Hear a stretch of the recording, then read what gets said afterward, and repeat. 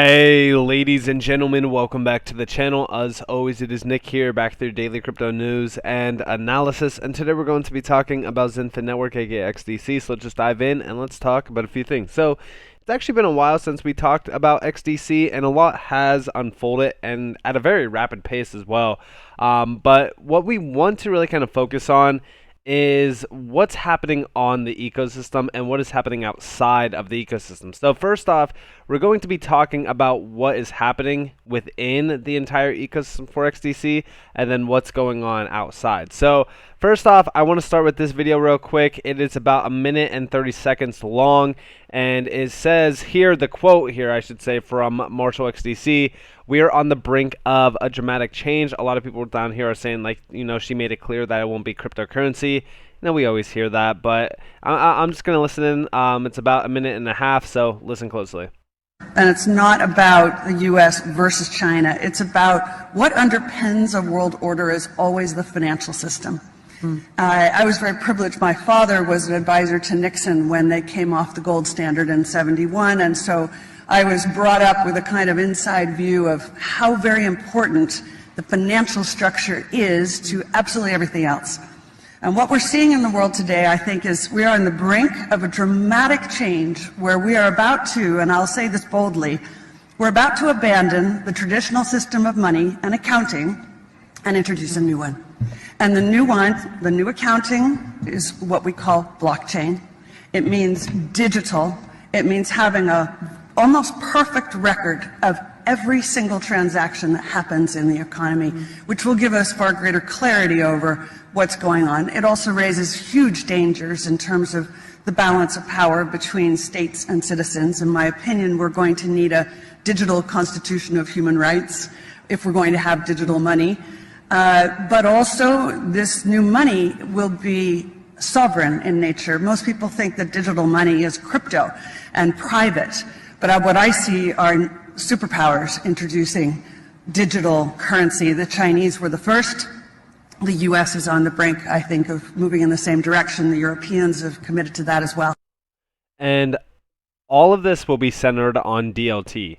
I've always said, like, DLT is the biggest key here, and yeah, we are seeing a massive transition from the traditional markets to digital markets that are powered by DLT platforms like XRP, like XDC, XLM, etc. And this is a very exciting time in this market. I will argue that, just being a part of this market at this current moment in time is a massive accomplishment. Why? You are ahead of 90% of the population globally. A lot of individuals still don't understand what crypto even is. A lot of them think, oh, Dogecoin is crypto. I want to stay away from Dogecoin. It's a joke. It's this, it's that, whatever. Like, a lot of people just have this weird misconception around crypto still today. And I think it's going to always be there. I think that this is going to be a thing that a lot of people are just kind of confused about for many years to come. I think that there will be a lot of people that avoid it. And then suddenly, all of a sudden, you will have a lot of people adopting it at like near all-time highs, like we always see. And then those will be left bag holding, which is why we say, like, now is the biggest moment in time to be a part of this market. And also, I want to talk to you guys real quick about the connections here with Quant and XDC. So we've talked about them in the past. Shout out to Nino for this, but we do see the magnitude of what could be coming into crypto is uncompressible to most. You have exchanges looking to faster clearing systems, trillions of dollars bombing into a few networks: XDC, QNT, remember, C, and now Nexi and Euro T2S securities market. And we do see down here, here's Quant, SIA plus Colt, and then you do see Swift down here, Euro System Single Market Infrastructure Gateway, and here is the connections to pretty much everything around the overall Euro zone with payments. And then down here we do see QNT isn't a settlement layer. However, they're pretty confident in XDC ability to unleash the power of QRC20 tokens, a hybrid network that keeps data private but can be validated on-chain, which is able to scale as good as your node. Linked to Overledger. And down here we do see including making blockchain-based payments, creating tokenized money, digitizing equities, and developing interoperable NFTs. Anything is possible with this new generation of interoperable digital assets that are crucial to powering blockchain and digital asset ecosystems. Now, We do see the support for the XDC Apothem mainnet down at the bottom. Focus on security, high transaction speeds, and low carbon footprint, which is always the key point around XDC. Now, to me, what do I believe is the connections here with XDC? Because remember, it's not only XDC that is a main focus point token on Overledger. There's still connections to XRP. There's connections to pretty much any DLT out there that they could have interconnected. Remember, like Overledger is going to be the powerhouse behind crypto. What I do believe is XDC will be utilized within its respective area, which is trade finance. We've always talked about that. And that's the main thing that I am actually focused on at this current moment in time. It's just disruption from trade finance. And we also do see a quote of the R3 WFE overall. This is like their annual meeting in September 27th to 29th. So today to the 29th. Do I think that there's going to be a lot coming from this? Not much, I don't believe, but again, it is still safe to mention that we are seeing a lot of events happening around crypto, around blockchain technology, and it is definitely centered on SMEs and stuff like that, especially with cross-border trading, all that kind of stuff. And by the way, the WFE is pretty large. I think that this is what he was getting at in regards to like trillions bombing into a few networks, because this is over $122.94 trillion, around 162.04 trillion EOB in trading annually passes through WFE members at the end of 2021. So they are a pretty large name, and yeah, they are, warming up to blockchain technology, which is pretty big. It's a very large amount of money, and I don't believe that they say anything about trade finance here, but they do mention SMEs, so that could play right into trade finance. But nonetheless, what I do want to talk to you guys about is what's really happening within the ecosystem for XDC, and we do see you really can't stop XDC at this point. There will be more announcements like this as time progresses. You may want to continue adding XDC to your digital asset portfolio. Shout out to Crypto KJ2 for this, and this is actually talking about Securrency. Remember, we talked about Securrency just recently.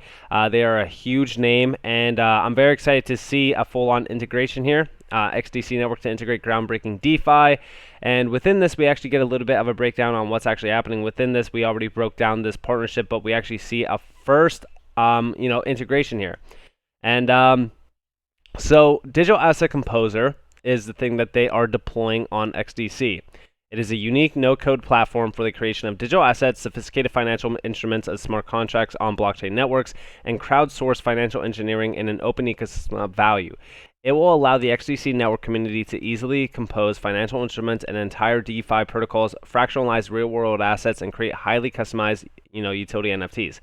Now, down here, I do want to talk to you guys about a few of the quotes. So first off, this is an important development for the XDC network ecosystem and for the institutional adoption of digital assets. Our collaboration with Securrency addresses several regulatory and institutional stakeholder concerns regarding establishing and maintaining control of assets, especially in regard to regulated financial instruments such as digital bonds, trade finance distribution, stablecoins, and central bank digital currencies. Then down here, the CEO of Securrency, we are extremely pleased to be partnering with the core team and the wider XDC network community to deploy Digital Asset Composer and enable decentralized access to next-gen financial processes and digitally native assets in a way that is decentralized, highly composable, and requires minimal blockchain knowledge. Securrency and XDC network have put a serious marker down in terms of innovation within the space. And yeah, I think that this is awesome because not only does it focus on institutional grade tokenization, which we've always talked about, like that's trillions on top of trillions of dollars. Just, remember, commercialized and institutional grade real estate is worth hundreds of trillions of dollars. It's massive.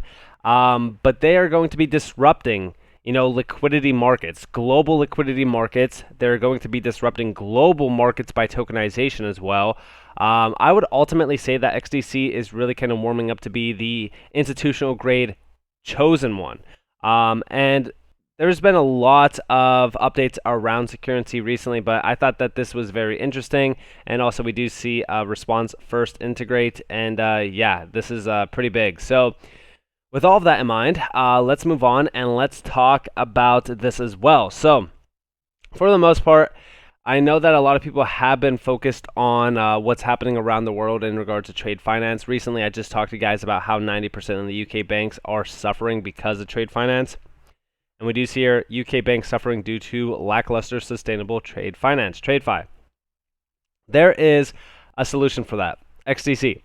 Now, I really want you guys to focus on something real quick. And I think it's the idea that a lot of people get caught up in the idea that, everything's going to happen all at once. It's going to happen next week. It's going to happen next month. It's going to happen next year.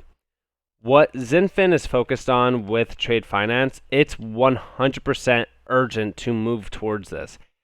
Digitizing trade finance not only puts us on a goal to sustainability, which is a big focus from governments, which we all know about, but it also puts us on the map for streamlining the entire process around trade finance, around the banking sector, around any sort of major sector that is utilizing physical documents. The biggest problem with physical documents is it's extremely inefficient. The time to utilize it is bad. The cost, sustainability, all of that is a negative around it. So disrupting trade finance, disrupting the digitized document area as well is huge for streamlining every single business, company, corporate, institutional grade, whatever, sector within many industries. It's not just, the financial markets or anything like that, but digitizing documents in general is a huge move. And XDC, aka Xinfin, is behind that major move. Also, I want to share with you guys real quick because we were just talking about SMEs, and here we have Project Dynamo. I hope that I'm saying that name right, but this is from Ravi Kumar 3J on Twitter. I hope that I'm saying that name right. I'm probably not, but nonetheless, we do see the BIS Innovation Hub is interested in hearing from companies with working solutions in these areas. And the way that I found this was I was looking through Andre Casterman's liked tweets. And Andre Casterman liked this tweet. I know that it might have been a different one. I know that it was a BIS document. I'm pretty sure that this is the one, but it's not showing up for some weird reason. But the reason why I bring this up is the SME market. So if we look here, now Project Dynamo financing small and medium enterprises in the digital age. We see down here that SMEs are the lifeblood of most economies. According to the recent World Bank research, they account for more than 90% of all businesses and contribute to more than 50% of employment globally. However, they traditionally face great difficulties in accessing financing, especially on affordable terms. The same research also estimates that about half of these companies have no access to formal credit. In developing countries alone, the segment has unmet financing needs of over $5.2 trillion every single year, equivalent to 1.4 times of the current level of global lending to SMEs. This is big. It's a big issue here. Now, we do see down here, Dynamo. In addition to Project Dynamo, the research will extend into related topics such as decentralized identifiers and the interoperability of digital payment methods such as stablecoins and central bank digital currencies. The use of artificial intelligence and big data to enhance SME credit risk assessment and innovative supply chain financing solutions are also of interest to us. Now, do you guys remember, you might not, it's actually a little bit of time ago now, I basically don't forget any of the information that we talk about on a daily basis because I know that there's a lot, but I do continue to focus on it. I don't know if you guys remember, but we were talking about lending for SMEs. SMEs have a big issue in regards to lending. We talk about this with line of credit from Ripple with XRP. But also SMEs, when it comes to trade finance, have big issues. There's a lot of problems that arise from SMEs in the trade financial area. This is why I do think that Xinfin is perfectly positioned to disrupt that area and actually bridge a massive gap, which is in the trillions of dollars. And we were talking about it and we were discussing what could happen from that, what needs to happen. Well, this is what needs to happen. We need these large names to start doing a lot of research. And I think that Project Dynamo is pretty cool here because they are focused on DeFi tools. They are also looking at improving access to finance for unfunded and also unfunded SMEs.